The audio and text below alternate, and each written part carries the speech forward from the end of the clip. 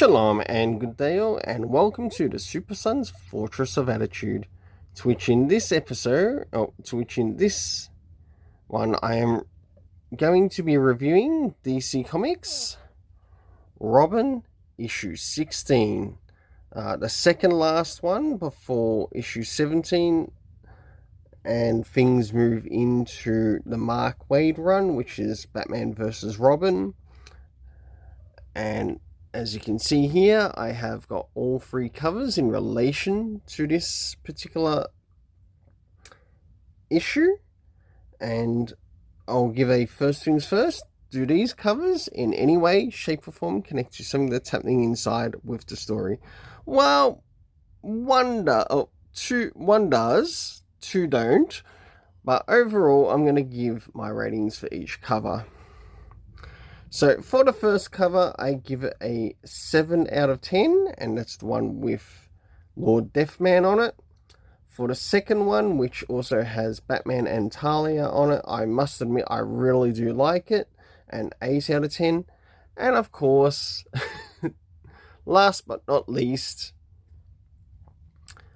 this homage cover of sorts, to which I give an 8.5 out of 10. I'll now prepare things so I can now review the comic around the beginning, middle, and end in regards to the art. So as this story begins, we wake up with Damien on Lazarus Island. And of course we've got someone in the background complaining that he wants to be killed. Of course it's Lord Deathman.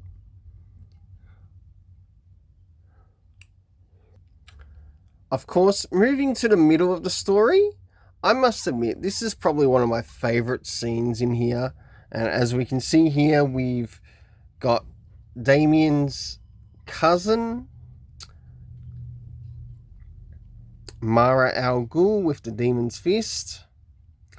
And as you start to see things as well, we see that Black Swan has also played a bit of a big part, and XXL, plus a couple of other characters, have been spreading word about the island. And I must admit, this is really fantastic. And it's really nice to see a reunion with these characters. Now, I've heard people complain about how Mara was written. But the thing is, Mara has only been in practically a couple of titles. First is the Benjamin Percy Teen Titans run. That's the first time we actually get to see the character. And that was in the DC Comics Rebirth.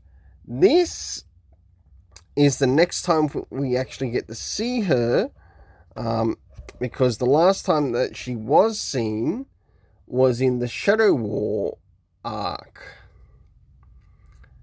Alright, I'll now move towards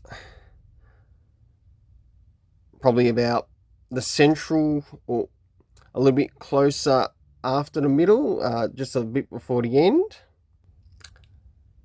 And as we start to move towards the end, one of my thoughts actually turns out to be true about this character. Something I brought up is that sometimes I don't know if the writer is trying to make us think that the character's meant to be more like Talia or more like Catwoman. And of course we get a bit of a confirmation here that she's Team Talia. And of course she dresses up like Talia. And moving into the other scene, and we get a bit of a surprise at the end. So jumping towards the very end, and we start to see Mother Soul hooking up with Lord Deathman. And let's see what things will happen in the next episode, or the next issue. So for the internal art, I gave it an 8 out of 10. Moving into the next thing, and that is the area of the story. First things first, did we get any comic references? Yes, we did. in relation to the Shadow War arc run, and to the Joshua Williamson Batman run. The next thing that we get a bit of a confirmation on is the area of locations to which the character was taken.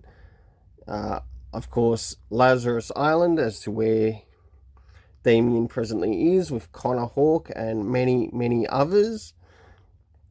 And last but not least, moving to Tokyo, Japan, the area of time was not addressed in this, though it would have actually helped in the area of, say, for example, maybe presenting a small time difference between Lazarus Island and Japan. The next thing is the cast of characters, to which we had Damian Wayne as Robin, Connor Hawke. We had Lord Deathman, of course, Black Swan, XXL, and we had the Demon's Fist, which is also connected to the Ra's al Ghul family. We had Mara al Ghul. We had Hiro, Flatline, and last but not least, we had the return of Mother Soul. So for my overall story rating in this, I gave it an 8 out of 10. So I'll see you again at Super Sun's Fortress of Attitude, to which quite likely the next comic that will be reviewed on the channel will be